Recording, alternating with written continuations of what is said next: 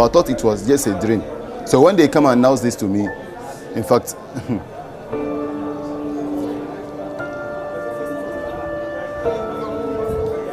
I was... Did you cry?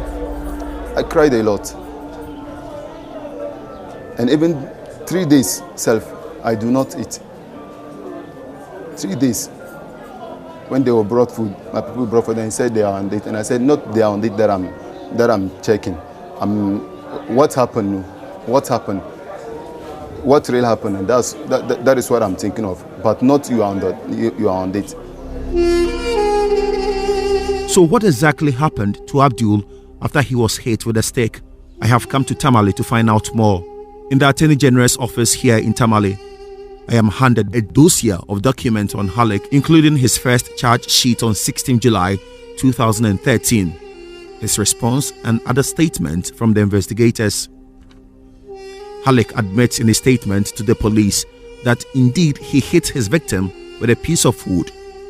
He, however, kept stressing the fact that it was not premeditated.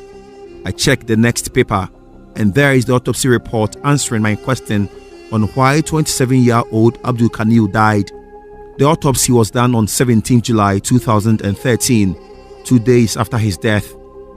The forensic pathologist with the Tamale Teaching Hospital, Dr. Edmond Dea Moni, states in his report that Abdul suffered severe head injury, massive scalp hematoma, that is a solid swelling of clotted blood with the tissues, and multiple skull fractures, as well as blunt trauma. Per the autopsy report, all these happened because of the piece of wood Abdul was hit with. Halik got to know later that he was even related to his victim. He was a member of his extended family that he didn't know.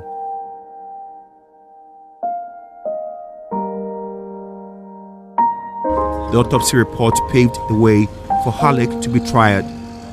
The trial took 3 years. Halik had high hopes he will escape any form of long custody because he had maintained over and again that he did not intentionally kill.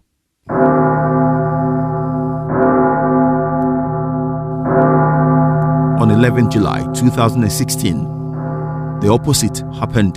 Halik's worst fear happened to him. Court, they have a 7 people called juries. They have to go and gather the listing before the judge can pass his judgment. So I was in the box when the judge said they should go and vote. They went and voted and came back and said, this is the matter. And the judge too said, they said you are guilty of the offense.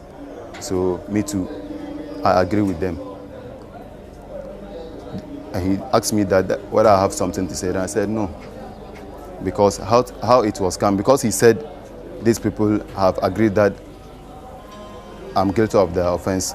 I have nothing to do again. And that time too, sir, that time, in fact, I was very aback. That time, when he just said, I sentence you to death sentence, condemned by hanging.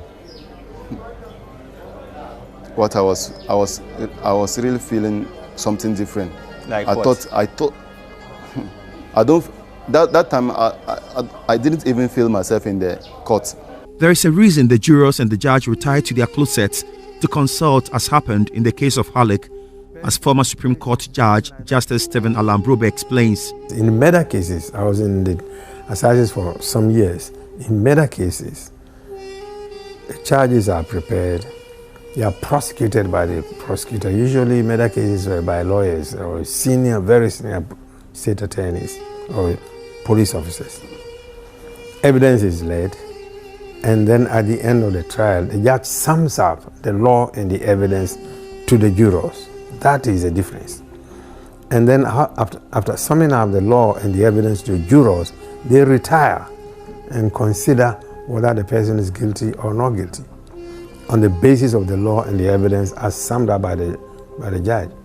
Now, if they are unanimous that the person is guilty of murder, when they return to the courtroom and they announce the verdict of guilty of murder against the accused person, the judge has no option but just to say, then the sentence for death in this country, by law, is that you are to be killed or hanged, period. So it's the jurors who decide whether or not the person is guilty. And the judge merely pronounces what the jurors decide, and it goes on to impose sentence. The sentence is tied up with the conviction. So the role